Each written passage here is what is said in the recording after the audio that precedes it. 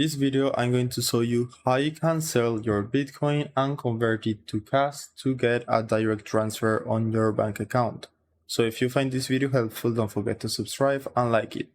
And for this, you will obviously need to have your Bitcoin right here on your wallet. As you can see, I have some. And if you want to sell it, just go to sell, or you can also click on convert to convert Bitcoin to any fiat currency you want. It can be euros, it can be dollars, it can be pounds, whatever you want. Same thing with sell. This will detect your default currency on Kraken and just put in the amount of dollars or the amount of Bitcoins you want to sell. For example, let's say I want to sell $50 worth of Bitcoin, then we can do that and we can select if we want to sell it now or if we want a custom order when a target price is reached. Or you can also set up recurring sell orders, which I'm not gonna explain right now. So just click on sell now, then review your order so you can see more details. The price, this is the price of Bitcoin, the amount of Bitcoins you will sell, the fee, and the total amount of